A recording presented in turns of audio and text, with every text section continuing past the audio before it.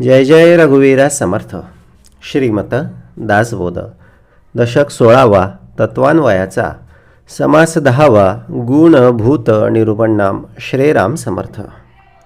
पंचभूते चाले जग, पंचभूतांची लगबग, पंचभूते गेलिया मग काय आहे. जय जय रघुवीर समर्थ. 16वा दशक, त्याचा समारोप 10व्या समासाच्या रूपानं, या गुणभूताच्या रूपानं समर्थ या ठिकाणी करत आहेत. या दशकभरामध्ये समर्थांनी बहुतेक अशा सगळ्या तत्वांचा अन्वय, अर्थात तत्वांची भूमिका आमच्याकडे सगळी काय आहे किंवा त्यांचं स्थान काय आहे हे सगळं वर्णन करून देण्याचा प्रयत्न केला. पृथ्वी असेल, आप असेल, अग्नी असेल, वाल्मिक असेल, सूर्य असेल, वेगवेगळी सगळी तत्वे आम्हाला सगळी दाखवली. मग हे सगळं झाल्याच्या नंतर आता उरलं कोण, तर गुण उरले. कुठले गुण? 3 त्रिगुण. मग हे कुठे होते? मग ते भूत गेल्यानंतर किंवा भूतांचा जेव्हा प्रळय होतो त्याच्यानंतर ही गुण कुठे जातात, अशी शंका श्रोत्याच्या सगळ्या मनात उपस्थित झाली. त्या शंकेला उत्तर म्हणून समर्थांनी हा समास आपणासाठी सगळा दिलेला आहे. म्हणून दशक 16वा आहे. बोलले त्याचं नाव आहे तत्वान्वयाचा. आता खरं तर तत्व खूप आहेत, खूप सगळे विचार प्रवाह आहे, खूप साऱ्या भक्ती आहे आणि खूप सारे सगळे मार्ग आहेत. पण सगळ्यांचं तत्व एकच आहे की बाबा रे, एक देवाशी सख्यपण जुळलं पाहिजे, देवाशी नातं जुळलं पाहिजे, देवाशी प्रेमाचं नातं जुळलं पाहिजे.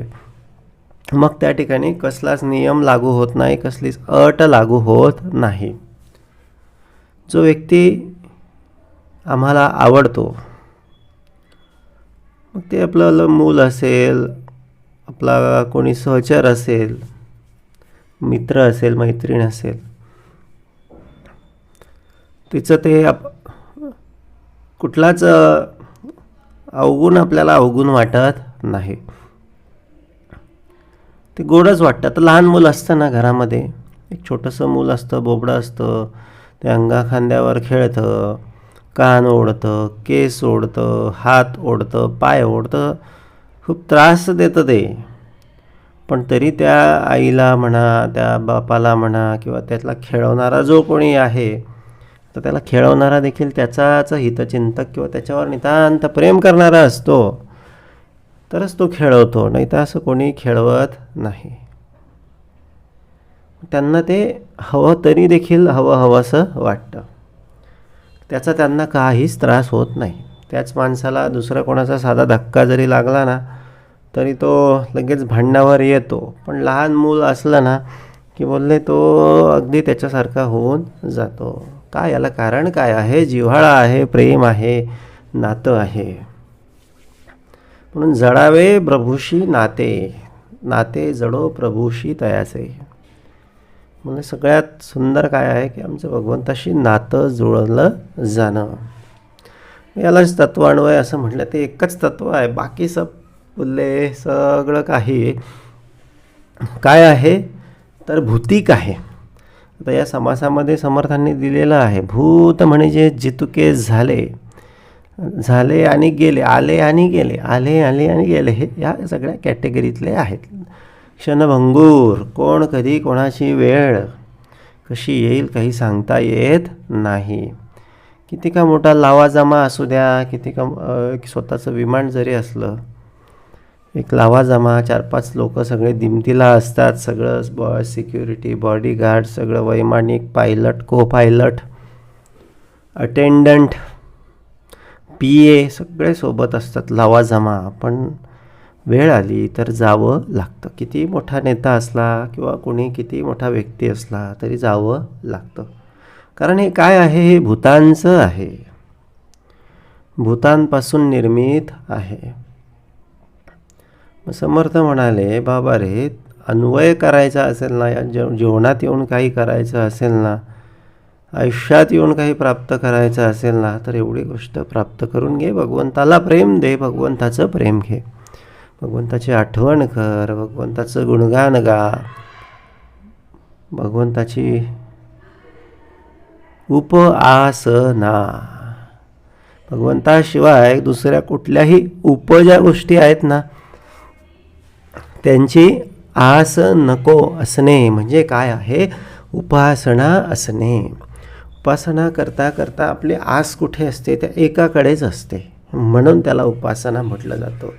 बाकीचे सगळ्या संसारातल्या सगळ्या इकडच्या तिकडच्या सगळ्या बायका, मुलं, पोरं, नवरे, सगळे गोष्टी आपण तेवढा वेळ सगळे बाजूला ठेवतो, म्हणून त्याला काय म्हटलं जातं? त्याला उपासना म्हटलं जातं. म्हणजे तेवढा वेळ आमचं त्या प्रभूशी नातं जुळलं जातं. हेच एकमेव तत्त्व या सगळ्या दशकामधून आम्हाला सगळं बघावयास मिळालं. या तत्त्वाच्या पलीकडे काही भूमिका नाही, या तत्त्वाच्या पलीकडे काही अट्टहास करू नये. सगळं काही असं अलगदपणे शांतपणे सगळं बघत राहावं. जे असेल नसेल, आलं गेलं, प्राप्त सुख दुःख समकृत्वा, लाभ हानी, हे सगळं काही समर्पयामी. जसं पूजेमध्ये आम्ही पुष्पम समर्पयामी, हळदी कुंकुम समर्पयामी, सुगंधी द्रव्यम समर्पयामी, हे कसं समर्पित करतो? किती छान छान, किती सुंदर समर्पित करतो. म्हणजे तसं आमचं जीवन व्हावं. जे काय बाबा विद्रूप आहे, जे काय कुठेतरी अक्रस्ताळेपणाचं आहे, कुठेतरी माझी मनःशांती भंग करणारं आहे, कुठेतरी मला संताप आणणारं आहे, कुठेतरी माझ्याकडे कुठला तरी विकार उभं करणारं आहे, ते मी ॲज इट इज ॲक्सेप्ट करून भगवंताला अर्पण केलं पाहिजे. ते माझ्याकडे ठेवतो मी, म्हणून काय होतं? म्हणून माझ्याकडे जडत्व प्राप्त होतं, म्हणून माझ्याकडे चिडचिड सगळी उभी राहते. म्हणून काय करायला पाहिजे? तर बोलले सगळं काही त्याला अर्पण करण्याची भूमिका स्वीकारली पाहिजे. क्षणक्षण पदोपदी बोलले त्याचं स्मरण करायचं, त्याला अर्पण करायचं, स्मरण करायचं, त्याला अर्पण करायचं. बोलले एवढं साधं सोपं सरळ आहे. बाकी सगळं काय आहे? भूत म्हणजे जितके झाले, ऑलरेडी सगळं ते काय झालेलं आहे, म्हणजे ऑलरेडी ते त्याची एक्सपायरी डेट संपलेली आहे. आता दुकानात बघतो ना आपण, एखाद्या खाद्यपदार्थाच्या दुकानात गेला, ज्या वस्तूंची एक्सपायरी डेट संपली, तो काय करतो? असं कुठेतरी एखाद्या खोक्यात सगळं, एखाद्या थैलीत सगळं भरून ठेवतो. बोलले ते आज दुकानात दिसतं. एखादं कस्टमर आलं आणि त्याने म्हटलं ते देतो, बोलतो नाही ते खराब आहे. बोलले आता तो चांगला दुकानदार असेल तर बोलतो सगळं बाजूला काढून ठेवतो किंवा कस्टमरला सांगतो. त्याच्यामुळे ते कस्टमर त्याच्याकडे परत येतं, कारण नातं जुळतं. साधी गोष्ट आहे. बोलले आम्ही पण काय केलं पाहिजे? हे सगळं एक्सपायर माल आहे, जे आम्ही बघतो आहोत, जे आम्ही अनुभवतो, मग त्याच्यासाठी असं संताप, चिडचिड, दुःख, क्लेश करून काही उपयोग नाही. ते ऑलरेडी एक्सपायर्ड आहे. मग एक्सपायर मालासाठी इतका आटापिटा करायचा का? आता समजा एखाद्या दुकानात एखाद्या एक्सपायर माल भरून एका पिशवीत ठेवलेला आहे. मिठाईचं दुकान आहे. एखादी मिठाई एक्सपायर झाली आणि तिने ते पिशवी भरून एका कोपऱ्यात ठेवली. मग कोपऱ्यात समजा तो दुसऱ्या दिवशी आला, त्याला कळलं की त्या उंदरांनी ते सगळं ते पिशवीतले 1-2 पुडे सगळे असे कुरतडून काढले. आणि त्याला राग येईल का? त्याला संताप येईल का? नाही. तो बोलतो असंही मला फेकायचं होतं.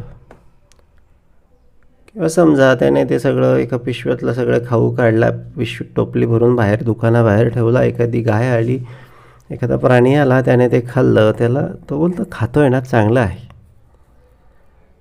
निंदक आमचा सखा वस्त्र धुतो फुका. तुकोबा असं का म्हणू शकले? कारण तेवढी शुद्ध जाणीव होती की हे एक्सपायरी झालेला सगळा माल आहे. एक्सपायरी झालेला असल्यामुळे हे वस्त्र धुतो फुका म्हणजे काय? माझं हा सगळं पाप धुतो आहे, माझा हा सगळा खराब माल खातो आहे. माझ्याकडे बाबा आहे काहीतरी, पाप आहे, काहीतरी माझं चुकलेलं आहे, म्हणून तो मला रागवला, म्हणून त्याने मला काहीतरी मदत केली नाही, किंवा म्हणून त्याने माझं ऐकलं नाही, किंवा म्हणून त्याने माझं काहीतरी नुकसान केलं. बाबा मी त्याचं खाल्लेलं आहे. कुठलं खाल्लेलं आहे? मागच्या जन्मात खाल्लेलं आहे. आता तो ते सगळं हिशेब करून घेतो आहे. याचा अर्थ काय आहे? तो मला मोकळा करतो आहे, मला हलकं करतो आहे. याच्यानंतर माझ्याकडे सुख येणार आहे. मग ही चांगली गोष्ट झाली की वाईट गोष्ट झाली?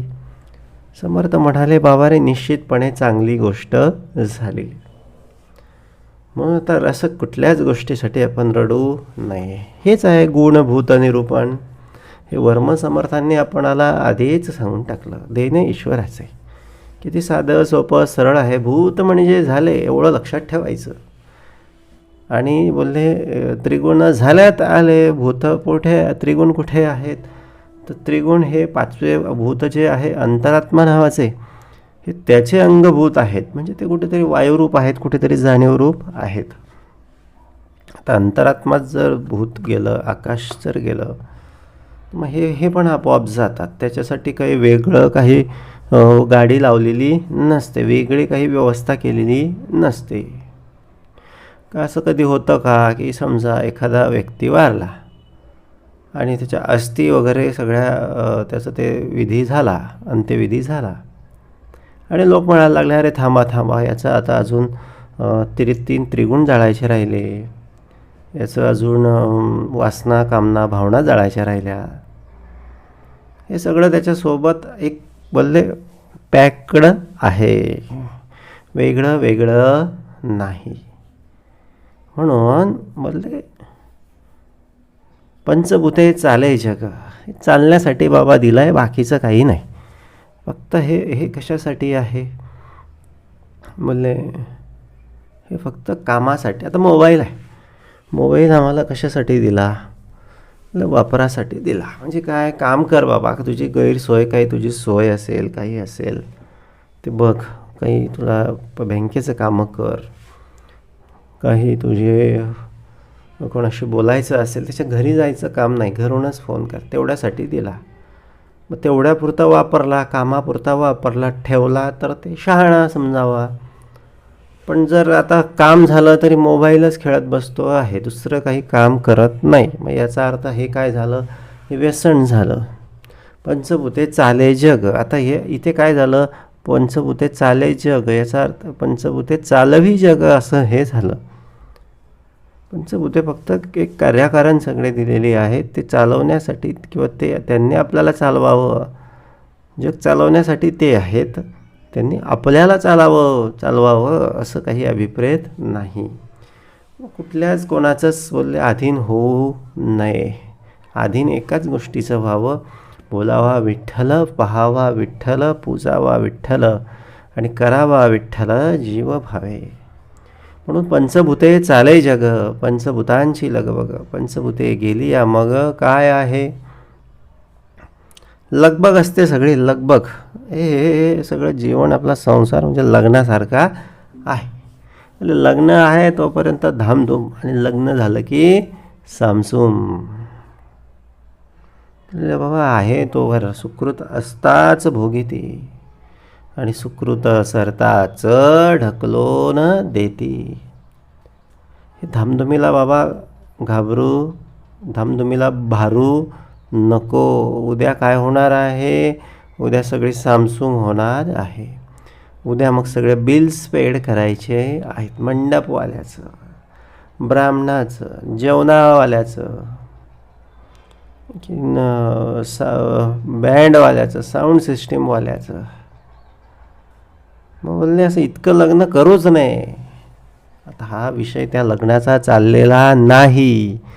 हे समर्थ आता परत एकदा आपल्याला सांगत आहेत, स्पष्ट करत आहेत की बाबा रे, आता तो लग्न, त्या लग्नाचा विषय वेगळा. तर त्या लग्नात लोक ज्याच्या त्याच्या ऐपतीप्रमाणे करतात, फार काही तिकडे सांगायची गरज नाही. पण इकडे म्हणजे कुठे आपल्या वैयक्तिक आयुष्यामध्ये समर्थ म्हणाले, असे एवढे बाबा बिल्स तुझ्याकडे जेवढे शिल्लक आहे ना, तेवढेच बिल खर्च कर किंवा तेवढंच लग्न कर. जास्त करशील ना, उद्या तुला बिल द्यायला अडचण निर्माण होईल, तर सगळे देणेकरी तुझ्या घराच्या दाराशी येऊन बसतील. लगबगीत अडकू नये, फार लगबग शोबाजी शो ऑफच्या मागे लागू नये. बोलले काही नाही, किती आपल्याला दुसऱ्याचं पाहून वाटत असलं तरी जेव्हा प्रत्यक्ष आपल्याला एखादी गोष्टीचं अप्रूप वाटत असलं आणि ती वस्तू जेव्हा आपण स्वतः खरेदी करतो किंवा आपल्याला जेव्हा मिळते, आपल्याला एक दिवस 2 दिवसाच्या पलीकडे त्यानंतर काही त्या वस्तूबद्दल वाटत नाही. मग आता आधी लगबग पाहून काही भुलू नये. आपली ऐपत बघावी, आपली परिस्थिती बघावी, आपली गरज बघावी.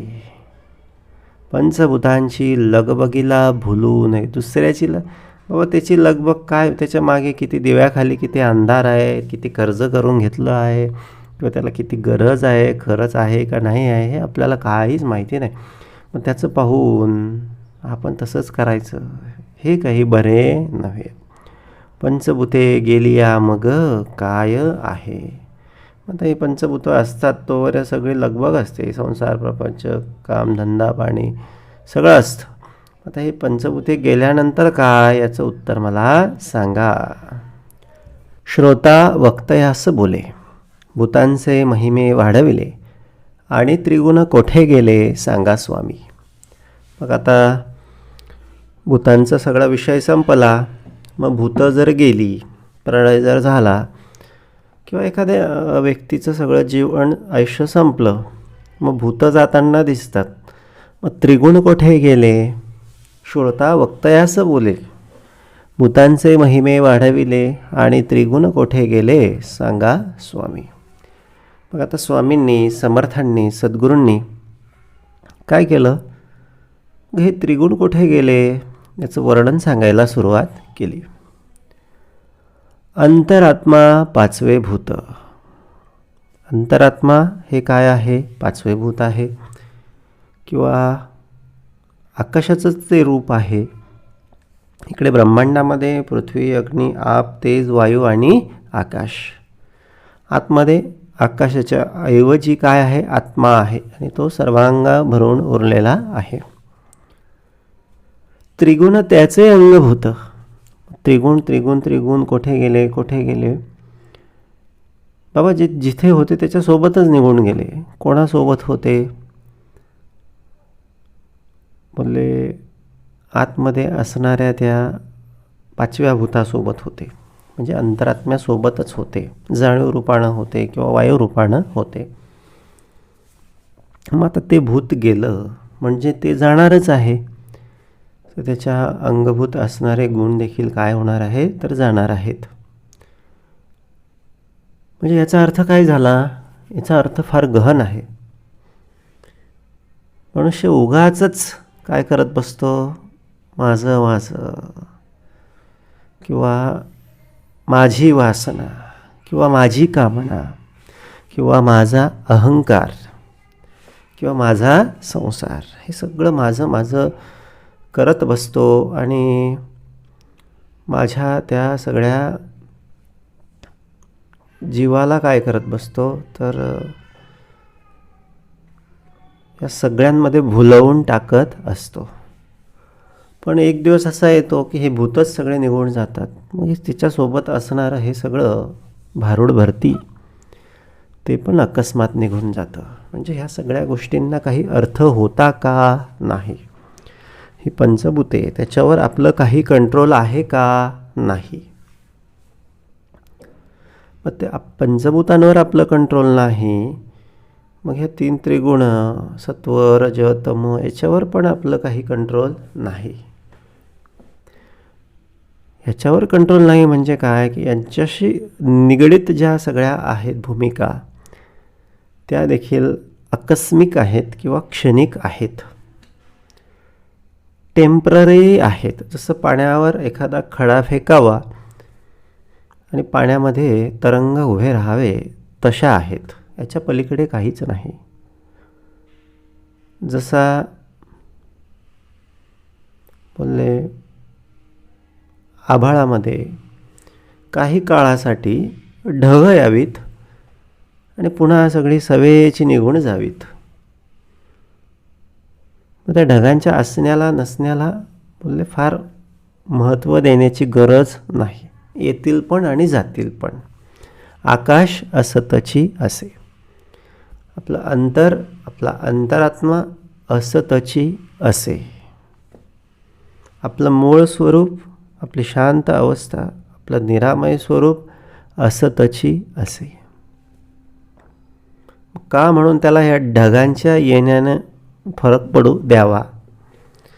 बोले हेच आपल्याला करायचं आहे, स्थिर करायचं आहे, अंतःकरण स्थिर करायचं आहे, चित्त शांत करायचं आहे. आता चित्त असं उगाच काही शांत होत नाही. रस्त्यावर दोरी पडलेली आहे, रात्रीची वेळ आहे, अंधकार आहे आणि या बोले आपण जातो आहे, थोडासा कुठेतरी अंधुक प्रकाश त्या दोरीवर पडतो आहे आणि काहीतरी लांब लांब पडल्यासारखं आपल्याला जाणवतं आहे. आता आपलं चित्त केव्हा शांत होणार? काहीतरी कोणीतरी एखादा उजेड आणेल किंवा बटन त्या ठिकाणी दिवा बल्ब वगैरे जर असेल किंवा मोबाईल असतो आता खिशामध्ये, मोबाईलची टॉर्च आपण ऑन करणार, त्या सगळ्या वस्तूवर टाकणार आणि बघितल्याबरोबर आपल्याला कळणार की अरे हे काय झालं? तर बोलले हे तर दोरी आहे. मग आपलं चित्त शांत होणार, आपण तिथे आजूबाजूला बसणार म्हणा किंवा त्याच्या शेजारून जाणार. जोपर्यंत हा उजेड नव्हता ना तोपर्यंत बोलले चित्ताकडे काय होती? अस्वस्थता होती. चित्त हे शुद्ध ज्ञानातून शांत होणार आहे. आत्मज्ञानाचा निश्चयो बोलिला असे, शुद्ध ज्ञानाचा निश्चयो बोलिला असे, सत्य असत्याचा निश्चयो बोलिला असे, सार असाराचा निवाडा बोलिला असे.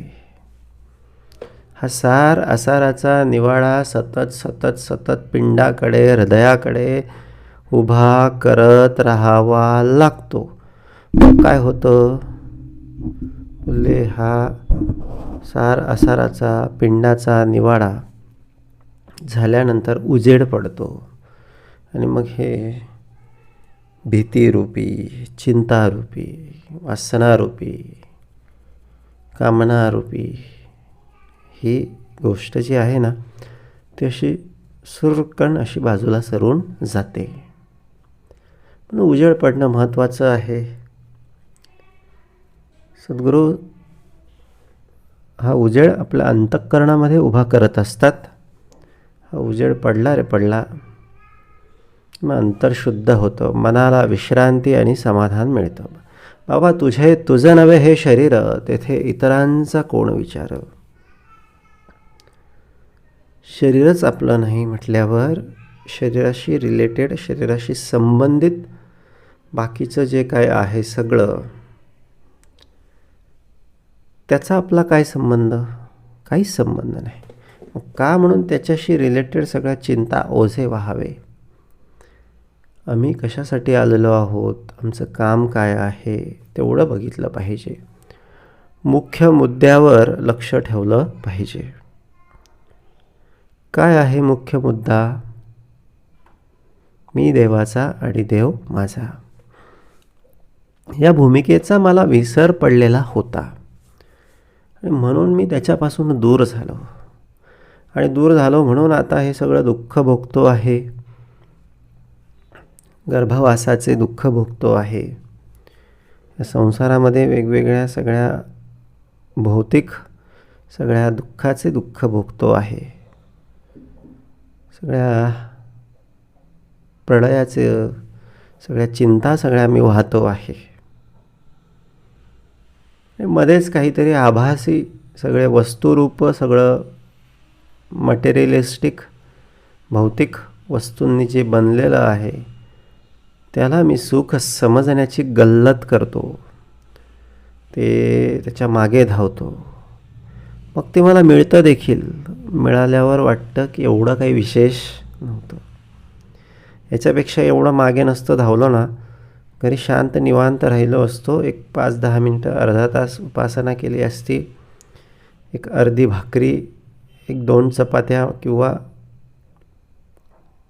जे असेल ते आरामात खाल्ली असती, तरी ह्याच्यापेक्षा मी मजेत राहिलो असतो.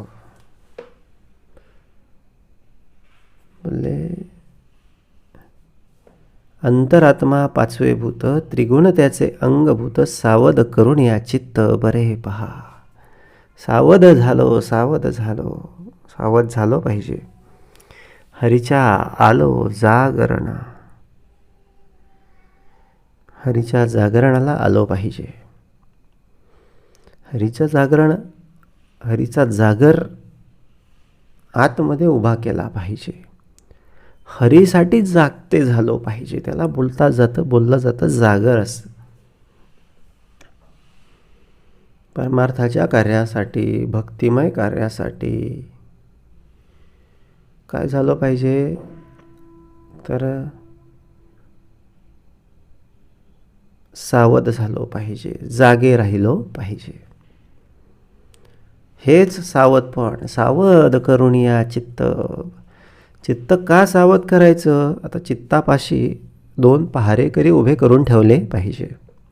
द्वारपाल आला ना, कोण आला, काम आला ना, टकटक टकटक दार उघडा. कोण आहे? मी काम आहे. कामाने उत्तर दिलं. आत चित्ताजवळ असणाऱ्या विवेकरूपी बुद्धिरूपी त्या द्वारपालांनी विचारलं, कोण आहे? मी काम आहे. द्वारपालाने विचारलं, तुझं काय काम आहे? तो बोलतो, माझं काम आहे या सगळ्या मनुष्याला त्याच्या मूळ धर्मापासून, त्याच्या मूळ कर्तव्यापासून परावृत्त करणं, त्याला बेधुंद करून टाकणं, एक सुखाची लालूच दाखवणं आणि नंतर शर्ते शेवटी पश्चात्ताप करायला लावणं. द्वारपालांनी विचार केला, म्हणाले, हा तर फार मिठी छुरी आहे. वाटते मिठी, पण आहे काय? छुरी. असं त्या बोलले एक धामीन असते किंवा एक बारीक असं शेलाटी नावाचा एक प्रकार असतो. खेड्यांमध्ये शेतांमध्ये ती असते. एक सर्पाची एक ती जात आहे. गुरेढोरे असे शेतामध्ये बांधलेले असतात. ही काय करते? हिला पाहिजे असतं रक्त पिण्यासाठी. आता तो बैल म्हणा किंवा ते एखादा जो कोणी पशु असेल तो तसं झोपलेला असतो म्हणा किंवा पडलेला असतो म्हणा. तिला संधी सापडली. आता बघा, संधी केव्हा सापडते?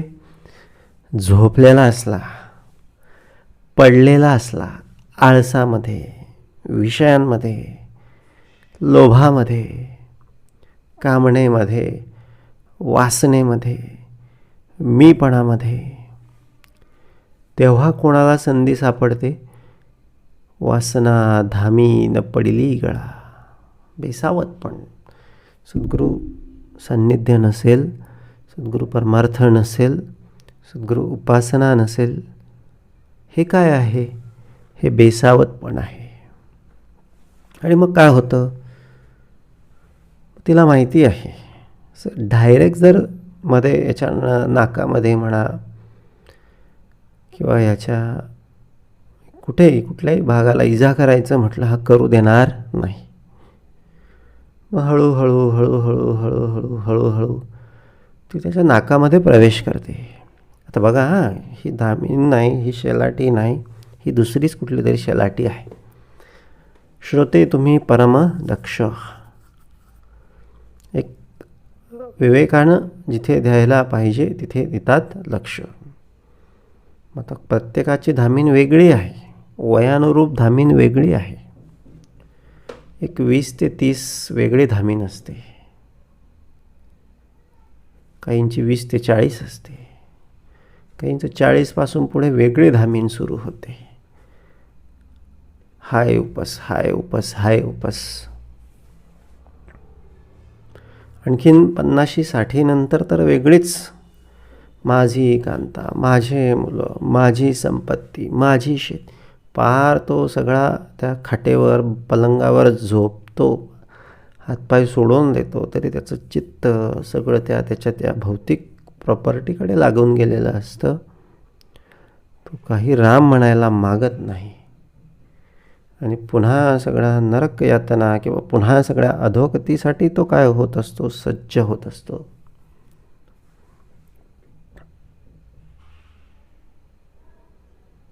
झालं काय, ती हळूहळू हळूहळू मग ते आता तो बैल काय होता, तो झोपलेला होता, बेसावध होता. आता त्याला कळलं काहीतरी त्याच्या नाकाला आल्हाददायक लागतं आहे, इथे फसला. मिठी छुरी. थोडंसं टेबला खालून घेतलं तर काय फरक पडतो. थोडंसं गॉसिपिंग केली, निंदा नालस्ती केली, ह्याची त्याची काय फरक पडतो. थोडंसं असं इकडे तिकडे बघितलं तर काय फरक पडतो. थोडंसं मीपणाच्या फुशारक्या मारल्या तर काय फरक पडतो.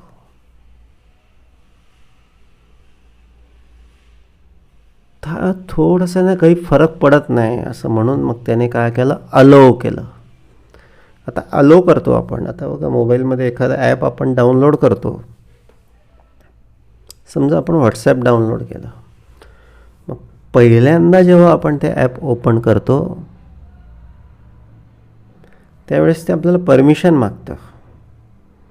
कॉन्टॅक्टची परमिशन द्या, अलो. फोटो, व्हिडिओ, मीडिया, गॅलरी आम्हाला वापरण्याची परमिशन द्या, आपण काय म्हणतो, अलो. म्युझिक, ऑडिओची परमिशन द्या, आपण म्हणतो अलो. जोपर्यंत आपण अलो करत नाही तोपर्यंत त्या ॲपला आपल्या मोबाईलमध्ये ॲक्सेस मिळत नाही, नो एंट्री. पण आपण अलो अलो अलो वाचत पण नाही बऱ्याचदा.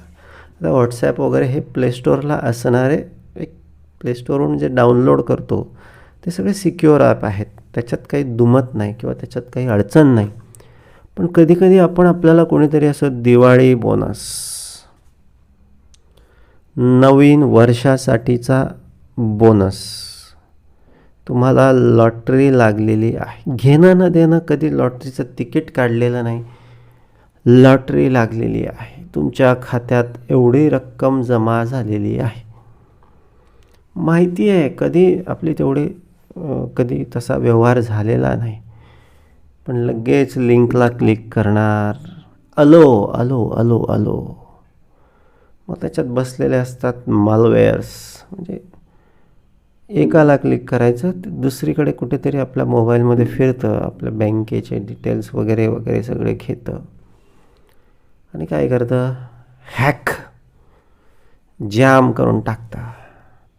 मग बोलतो, सद्गुरू धावा धावा धावा, सद्गुरू मी आता उपासना करतो, मी आता बैठक श्रवणाला येतो आहे.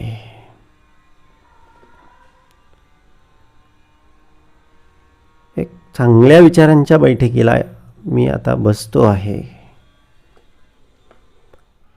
चांगल्या विचारांची एक बैठक माझ्या आतमध्ये मी लावून घेतो आहे. सद्गुरू बोलले, ठीक आहे बाबा, आता लावतो ते आता लावतो आहे. हे जे येतं आहे किंवा हे जे तुला आता भोगावं लागतं आहे, हे मागचं पान आहे. हे मागच्या पानाच्या अजून 4-5च ओळी संपलेल्या आहेत. तर सगळ्या ओळी वाचून घेऊ दे, तेवढं तुझं हिशेब करून घेऊ दे, मग तुझं नवीन पेज सुरू होईल तेव्हा आपण बघू. पण तू आता इकडे नवीन तुझं चांगलं आहे ना, ठीक आहे म्हणाले. तुझ्या या मागच्या जरा आपण शॉर्टकटमध्ये घेऊ, नोट्स काढू, पॉईंट्समध्ये घेऊ, फार असं लापालाळ लावून डिस्काउंट कन्सेशन आपल्याला सद्गुरू त्या ठिकाणी देत असतात. मग असं आहे, अलो करायचं नाही. जे करायला पाहिजे शास्त्रेसहित, ना वरतून ना खालतून ना इकडून ना तिकडून, म्हणजे जे आहे सरळ सरळ तेच अलो करायला पाहिजे. कारण अलो करून तरी काय भेटणार आहे? अलो करून बोलले त्रासच वाढवून घेणार आहोत. म्हणून काय राहिलं पाहिजे तर बोलले सावध राहिलं पाहिजे. भूत म्हणजे जितके झाले, ऑलरेडी हे सगळं झालेलं आहे. बोले भगवंत अर्जुनाला त्या कुरुक्षेत्राच्या रणावर सांगतात, जेव्हा तो अर्जुन समोर त्याचे चुलत बंधू, त्याचे सगळे गुरुजन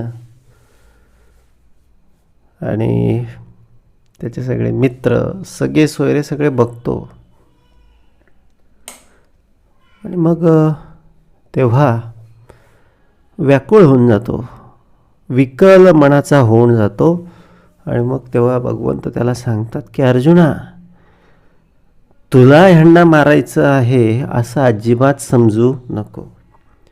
हे तर फार आधीचेच मेलेले आहेत त्यांच्या कर्मानं. तू फक्त काय आहे, निमित्त मात्र आहे. त्रिगुण झाल्यात आले. समर्थ आपणाला तेच सांगतायत, बाबा अर्जुना यांच्या नादी लागू नको. हे मेलेले आहे, पण हे तुला मारून टाकण्यासाठी आलेले आहे. म्हणजे तुला पराभूत करण्यासाठी आलेले आहे, तुला हरवण्यासाठी आलेले आहे. तुला त्या मुळापासून, मूळ सगळ्या आनंदापासून, मूळ समाधानापासून डिस्कनेक्ट करण्यासाठी आलेले आहेत.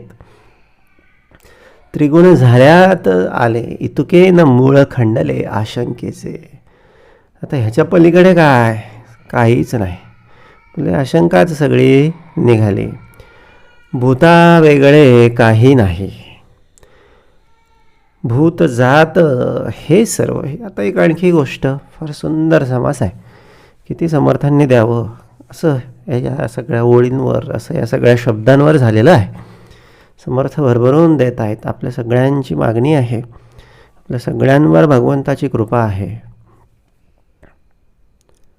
भूता वेगळे काही नाही, भूत जात हे सर्व. हे सगळं काही भूतांपासून बनलेलं आहे. भूत हे नश्वर आहे, भूत जाणारे आहे.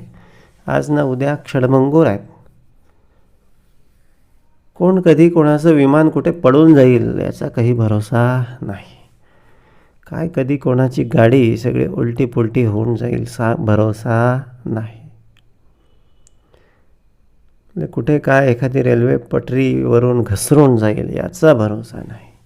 भूत जात हे सर्व. त्याचं नावच भूत आहे आणि त्याचं आणखीन एक नाव आहे भूत जात. तर खरं तर इथे या ठिकाणी समर्थांनी भूतांच्या जातीचं, जे जे काय आम्हाला डोळ्यांनी दिसतं ते सगळं भूतांपासून बनलेलं आहे या आशयानं भूत जात हा शब्द वापरला. परंतु बोलले भूत जात हे सर्वही एका वेगळे एक नाही. ते हे सगळं भूतांपासून बनलेलं आहे आणि ते जाणारच आहे. त्यांचं आणखी एक वैशिष्ट्य, ते सगळे एकात एक काय झालेले आहे, मिक्सअप झालेले आहे. एका वेगळे एक काही घडे, त्यांना वेगळं करता येणार नाही. आता आपलं शरीर आहे, आपण जर म्हटलं की मला माझ्या शरीरामध्ये जलतत्व ठेवायचं नाही, मला फक्त 4 तत्वांवर काम करायचं आहे. पृथ्वी, आप, तेज, वायू आणि आकाश. बस. बाकीचं मला काही पाण्याशी काही पाणी वेगळं काढून टाका. असं चालणार नाही. लगेच कुठलाही एक पंचभूत जर काढून टाकलं, शरीर थंड पडलं, तेज निघून गेलं तरी मृत्यू आहे. बोलले ही पृथ्वी भाजल्या गेली वरची त्वचा, तरी काय आहे? मृत्यू आहे. जल सगळं पाणी संपलं, बोलले तरी काय आहे? तरी मृत्यू आहे. म्हणून बोलले हे काय आहे? एकात एक सगळं आहे. आत्म्याचेनी झाला पवन, पवनाचेन प्रगटे अग्न, अग्नीपासून जीवन ऐसे बोलती. जीवन अवघे डबाबिले, ते रविमंडळे आळले, वन्ही वायोचेन झाले भूमंडळ. मग ही निर्मिती दाखवली, भूत दाखवले. कसे बनले भूत? आत्म्यापासून पवन झाला, म्हणजे एक आकाशापासून पवनाची निर्मिती झाली. पवनाचे प्रगटे अग्न, अग्नी प्रकटला. पवन वायू घासल्या जाऊन त्याच्या घर्षणानं अग्नी तयार झाला. अग्नीपासून जीवन तयार झालं, पाणी तयार झालं. बोलले बोलले जीवन अवघे डबाबिले, पाणी झालं, पाणी साचलं, डबाबलं. आणि मग कालांतरानं काय झालं? ते रविमंडळे आळले.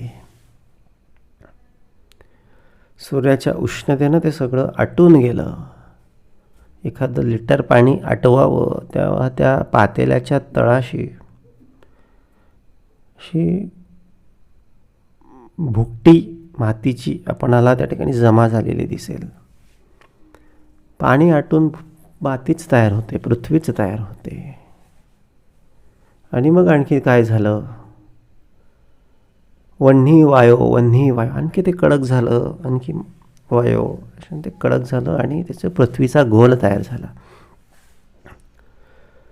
वन्ही वायो रवी नसता, तरी होते उदंड शीतळता.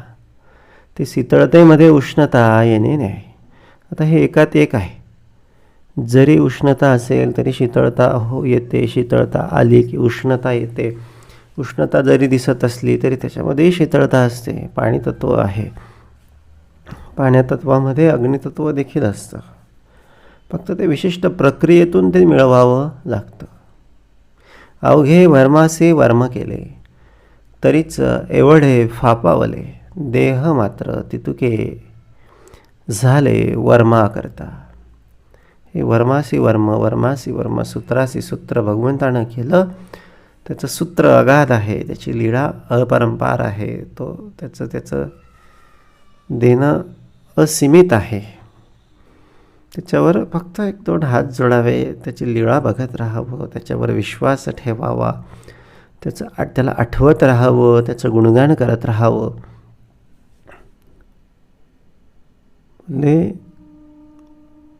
हे असं असलं ना, बस. नसे अंत ना पार ज्याच्या रूपाला, त्याच्या रूपाला पण अंत पार नसतो, त्याच्या देण्याला पण अंत पार नसतो. म्हणजे तो अत्यंत सहज कृपा आपल्या भक्तांवर करत असतो. अवघे शीतळची असते, तरी प्राणी मात्र मरोणी जाते. अवघ्या उष्णेची करपते सकळ काही. सगळंच जर शीतळ राहिलं असतं तर काय झालं असतं? तरी थंडीनं गोठून सगळे मरून गेले असते. नुसते ऊनच ऊन राहिलं असतं तर सगळे जळून गेले असते. भूमंडळ आळवून गोठले. ते पाण्याचं सगळं त्या ठिकाणी गोठलं, माती तयार झाली, मग वाळलं, मग सहजची देवे रचिले उपाय असे. मग आता ह्या पृथ्वी तर सगळे निर्माण झाली. मग आता काय उपाय रचला? केला पर्जन्य काळ. पाऊस, बीजांची निर्मिती, वनस्पतींची निर्मिती, पशूंची निर्मिती. थंड झाले भूमंडळ, आणि मग पाऊस आला, भूमंडळ थंड झालं. पुढे उन्हाने उष्णता आली, पुढे काही शीतळ आलं, शीतकाळ जाणावा. मग थंडी जास्त झाली, थंडी जास्त, सर्दी व्हायला लागली, ताप यायला लागला, लहान मुलांना कफ खोकला व्हायला लागला. मग काय होतं? शीतकाळे कष्टले लोक, करपवून गेले वृक्षाधिक, म्हणून पुढे कौतुक उष्ण काळाचे. लगेच पुढे काय ठेवलेलं आहे? लगेच पुढे उन्हाळा ठेवलेला आहे. म्हणजे उन्हाळा आला की सुरुवातीला हायसं वाटतं, नंतर आणखी उन्हाळ्याचा पण कंटाळा येतो. त्याही मध्ये प्रातःकाळ, माध्यान्हकाळ, सायंकाळ, शीतकाळ, उष्णकाळ निर्माण केले. हे प्रकृती आहे, प्रकृतीचं चक्र आहे. आज जर सुख असेल ना, उद्या दुःख येणार आहे. आज जर दुःख असेल ना, उद्या सुख येणार आहे. कायम सुख कायम दुःख असं कधीच होत नाही. हे सगळं सतत सुरूच असतं. म्हणून फार सुख आलं म्हणून उड्या मारू नये, फार दुःख आलं म्हणून रडत बसू नये. सगळं एकामागून एक सगळं सुरू असतं. कधी आयुष्याची प्रातःकाळ आहे, मध्यान्ह काळ होते, सायंकाळ होते. आयुष्य कधी बालपण, तरुणपण हे थांबणारं नाही. बोलले हे सतत सतत सतत सतत सतत सतत सुरूच राहतं. फक्त बघत राहावं, आपलं कर्तव्य कर्म करत राहावं. ऐसे एकामागे एक केले, विलेने नेमस्त लाविले, येणे करिता जगले प्राणी मात्र. असं हे सगळं एकामागून एक सगळं केलं आणि विलेने नेमस्त लाविले, नेमात सगळं बसवून दिलं, सूत्रात सगळं बांधलं, बरोबर सगळं वेळच्या वेळी. हे आकस्मिक अकाली सगळं ढगं वगैरे येतात, हा विषय वेगळा. हे प्रकृतीजन्य थोडंसं बदल, पण वेळच्या वेळी पावसाळा, वेळच्या वेळी सगळा उन्हाळा, हिवाळा. विलेने नेमस्त लाविले आणि येणेकरिता जगले प्राणी मात्र. कुठलाच एखादा ऋतू जर अति झाला असता तर प्राणी मात्र, जीवसृष्टी जगली नसती. अतितीव्र वाळवंटामध्ये जाऊन बघा, त्या ठिकाणी जीवसृष्टी अत्यंत अल्प आहे. अतीव सगळ्या ध्रुवीय क्षेत्राकडे ज्या ठिकाणी सूर्यकिरण पोचत नाहीत त्या ठिकाणी बर्फच बर्फ आहे, दुसरं काहीच नाही, जीवसृष्टी नाही. साधारण मनुष्य त्या ठिकाणी अधिक काळ तग धरू शकत नाही. नाना रसे रोग कठीण,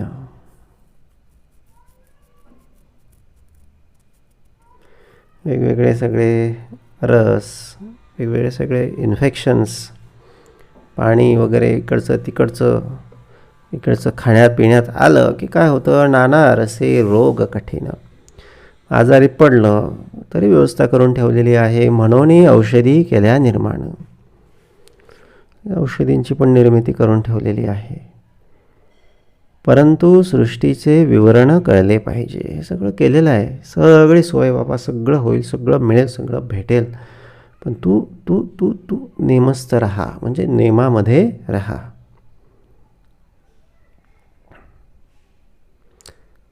नाना रसे रोग कठीण, म्हणून औषधी केल्या निर्माण. परंतु सृष्टीचे विवरण कळले पाहिजे. हे सगळे रस, हे सगळे औषधी, बोलले सगळं व्यवस्था भगवंतानं करून ठेवली. देहमूळ रक्त रेत. देहाचं मूळ काय आहे? रक्त आणि रेत यांची सांगड घालून एक देह तयार होतो. ही आपाची भूमिका आहे, म्हणजे जलाची भूमिका. त्या आपाचे होती दात, त्याच्यापासूनच दात तयार होतात. ऐसीच भूमंडळी प्रचित नाना रत्नांची. अशी प्रचिती या सगळ्या भूमंडळाकडे आहे. सकळांसी मूळ जीवन बांधा, जीवने चाले सकळ धंदा, जीवने वीन हरी गोविंदा प्राणी कैचे. सगळ्यांचं मूळ हे अशा पद्धतीनं हे जीवन आहे. पाणी आहे, याच्यामुळे सगळ्यांचं जीवन सुरू आहे. जीवनाचे मुक्ताफळ शुक्रासारिखे सुढाळ, हिरे माणिके इंद्र नीळ ते जळे झाले. जीवन हे मुक्ताफळासारखं आहे, अत्यंत मौलिक आहे, अत्यंत शुक्रासारखं तेजस्वी आहे. ध्रुवाकडे बघावं, थोर महात्म्यांकडे बघावं, प्रल्हादाकडे बघावं, वेगवेगळ्या सगळ्या संतांकडे बघावं. हे मुक्ताफळ आहे, कळून येतं. आणि हे सगळं जळापासूनच तयार झाले, म्हणजे साध्या की मनुष्यापासूनच हे सगळे निर्माण झालेले आहे. तीच संधी, तोच सगळा अनुभव आम्हाला सुद्धा या ठिकाणी मिळतो आहे. महिमा कोणाचा सांगावा, झाला कर्दमूची आघावा, वेगळं वेगळू निवडावा कोण्या प्रकारे. कोणाचा महिमा सांगावा, आपाचं सांगितला सॅम्पल म्हणून, तर सगळ्या पंचभूतांचं पण असाच महिमा आहे. एकाचा असता तर ठीक होतं, सगळ्यांचंच हे सगळं सूत्र असं आहे. आणि हे सगळे एकात एक आहेत, परंतु बोलिले काही एक. त्यातलं एक थोडंसं सांगितलं, मनास कळावया विवेक. आपल्याला विवेक कळायला पाहिजे म्हणून हे सगळं सांगितलं. जनामध्ये तार्किक लोक समजती आघवे. जे तार्किक आहेत त्यांना हे सगळं कळून येईल. अवघे समजले हेतो घडेना. म्हणजे जे विवेकी जन आहेत त्यांना हे सूत्र कळतं, कशासाठी आलो, काय करायला पाहिजे, कुठे अलो करायला पाहिजे, कुठे नॉट अलो करायला पाहिजे. आत चित्तरूपी सगळ्या अँड्रॉईड मोबाईलमध्ये आपलं हे चित्त म्हणजे एक मोबाईलच आहे.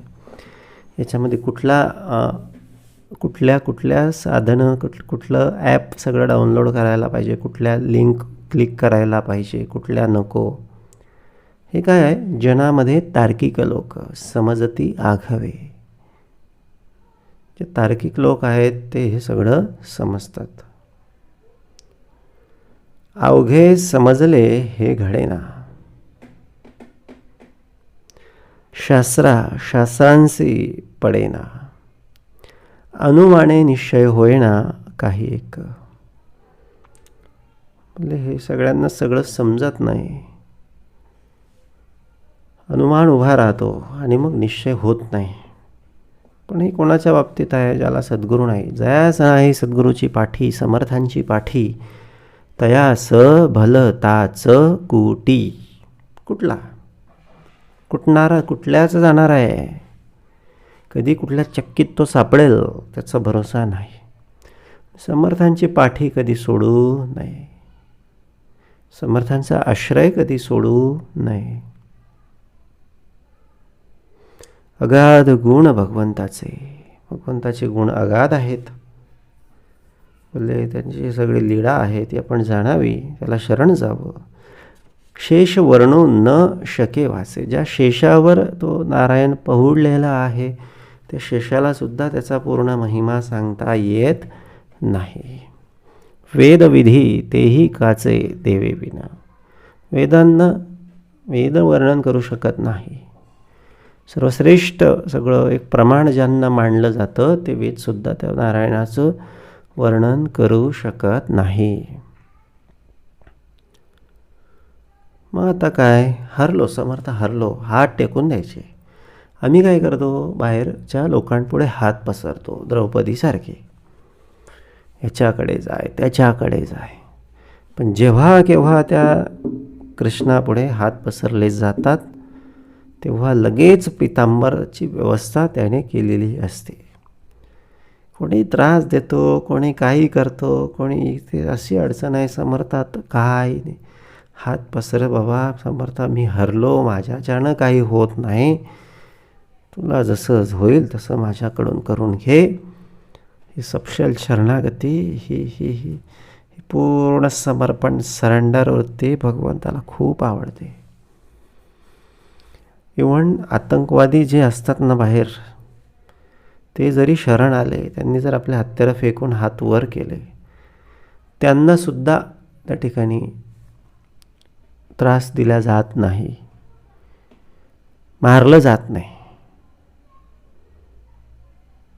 बोलले आपण तर आतंकवादी नाही, तिकडे तरी ते सरकार आहे किंवा ती मिलिटरी आहे, इकडे तर आम्ही बापरे भगवंताची लेकरं. अवघे त्रैलोक्य सांभाळी तया एके विन धुळी होय सर्वत्रांची. तो एकच आहे, सांभाळणार आहे, त्याला एकाला धरून ठेवावं. काही कोणाची आस ठेवू नये. मिळालं समाधान आहे, नाही मिळालं आनंद आहे. जेथे आत्माराम नाही तेथे उरो न शके काही. त्याला तो नाही तर काहीच नाही बाबा, तो आहे तर सर्व आहे. त्रैलोकीचे प्राणी सर्व ही प्रेतरूपी. त्याच्याशिवाय काय आहे तर सगळं प्रेतच सारखं आहे. आत्मा नसता येती मरणे, आत्म्या वीन कैचे जिणे, बरा विवेक समजणे अंतर्यामी. आत्मा नसेल तर मरण आहे, साधं सिंपल आहे. आत्मा हे त्याचंच रूप आहे, म्हणजे त्याची जाणीव नसणे हे सुद्धा एक मरण आहे. जयास नाही आत्मज्ञान ते जितची प्रेता समान हे म्हटलेलं आहे, हे याच्याच करता म्हटलेलं आहे. समजणे हे विवेकाचे, तेही आत्म्या विन कैचे, कोणी एके जगदीशाचे भजन करावे. समजणं हे विवेकाचं आहे, विवेकानं समजून घ्यायचं, आणि तेही आत्म्याच्याच कृपेनं सगळं हा विवेक प्रकट होतो. म्हणून आत्मानुभूती, आत्मज्ञान, ध्यान, उपासना, श्रवण, मनन, निजध्यास जे जे काय शक्य होईल महोत्साव भगवंताचा करत जावा. कोणी एके जगदीशाचे भजन करावे. साधंच आहे, एवढंच आहे करण्यासारखं. उपासना प्रगट झाली तरी हे विचारणा कळली. उपासना प्रकट झाली की हे विचारणा कळली पाहिजे. या कारणे पाहिजे केली. उपासनेतूनच विचारता येतं, उपासनेशिवाय नाही. उपासनेचा अर्थ तरी काय आहे? उपांपासून बाजूला होणे, तिथे एकावर कॉन्सन्ट्रेट करणे. तर तो भिंग लहानपणी आपण तो काच, त्याच्यामुळे ते सूर्यकिरण कागदावर असं टाकून कागदाचा धूर निघालेला आपण बघितलेला असेल. हा परिणाम कशाचा झाला? संपूर्ण इकडचे तिकडचे विखुरलेले सगळे सूर्यकिरण एकवटले आणि त्या कागदाचं त्याने भेदन केलं. एकवटल्याशिवाय नाही, ध्यान चित्त एकवटल्याशिवाय नाही, एकावर बठल्याशिवाय, वटल्याशिवाय, बसल्याशिवाय, टिकल्याशिवाय नाही.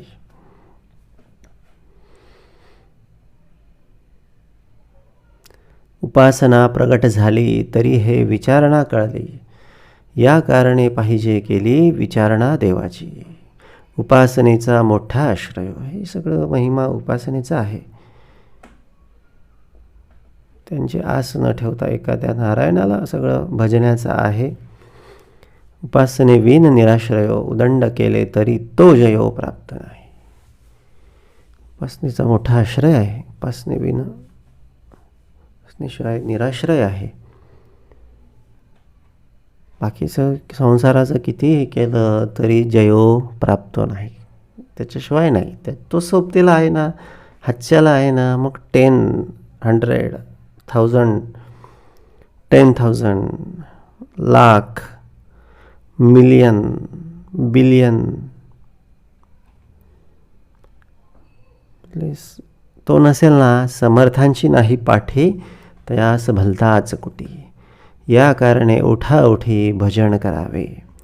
भजन साधन अभ्यास येणे पाविजे परलोकास.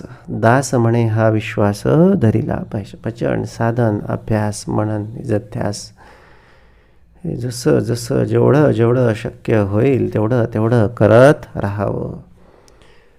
येणे पाविजे परलोकास. परलोकाला याच्यातूनच प्राप्त होतो.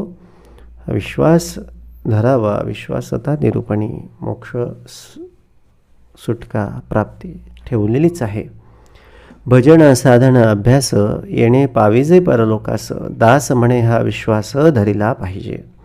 इति श्रीदासबोधे गुरुशिष्य संवादे गुणभूत निरूपणाम समास 10वा. जय जय रघुवीर समर्थ.